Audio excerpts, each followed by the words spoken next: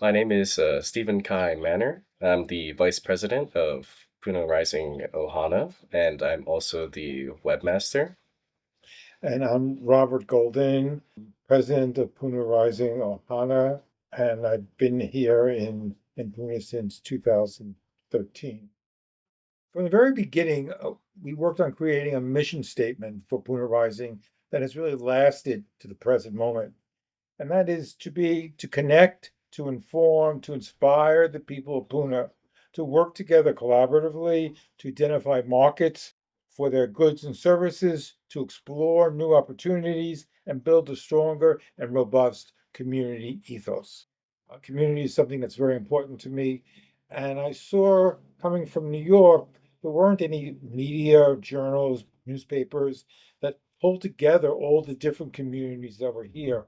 I saw a lot of different vibrant communities here, but I didn't see anything that was pulling everything together. So I got together with a couple of people to perhaps start an Aloha store, we were going to call it, that maybe would be in town as a sort of hub. And then a few years later, I had the idea working with Sylvia Delana of creating an impact hub here in Pahoa for Lower Puna. And then the lava struck, and that stopped our plans. And then I thought about creating a website to help create the sense of community here in Lower Puna. A friend was doing similar work in Maui. And finally, I was able to get the first Puna Strong grant to create that website. We eventually called it Puna Rising. And we worked together for about 6 months. And then he basically said, because he was volunteering his time, Robert, I cannot give you any more of my time. And so I made a call to a good friend of mine, McLean Eames, is it Eames or Ames? Eames. Eames. And I said, hey, I need a website developer. He said, I have just the person for you. And so he put me in touch with Stephen Kai, and the rest is history from there.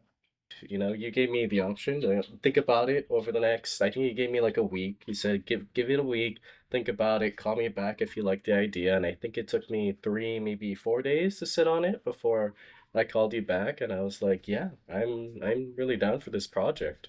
And look what this project has really turned into. I had built up a few skills working in our local community, having done a lot of technical work, and pretty much once you laid out what we kind of had to work with, I saw that there was a lot of opportunity for growth, especially surrounding the Food Happenings Facebook group and your acquisition of that. That really propelled us. Right. And after that, there's a lot of just you and I playing, what was this website going to be? Yeah, that Yeah, was really our staging ground, our sandbox of what works well with what we have and how well is the community going to receive it. And sure enough, our growth with all these different channels, we went from 600 people on our newsletter to 1,600 in less than a year. Our Facebook group grew from 11,000 to 14,000 within that same year. So our our energy kind of going into this really it also was received well by the community. right. Because it gave us a Facebook presence. People could advertise their activities.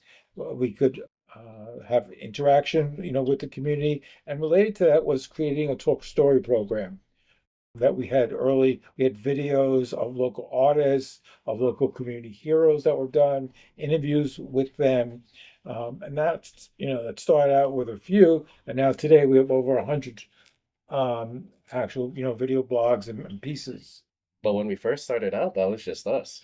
Right. We were writing everything. Uh, We were taking the video and so every step of the Puna Rising process so far, we have stepped into the boots of and lived in those roles.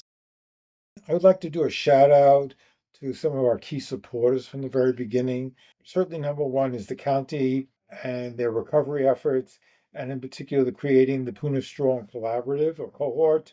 Not only did they give us the initial seed money to get going, but their initial meetings were wonderful sort of incubators for us to get to know other groups here in Lower Puna and work with them, talk story with them, and really help to push us forward in our work of serving as a spokesperson, for the community. Definitely. And, our relationship with them has been very reciprocal in that we sought out feedback, they gave it back to us for, well, what the community wanted, and it kept us growing. And as a part of that, we got to establish this network of people within the community that we would have otherwise not been able to work with. Right.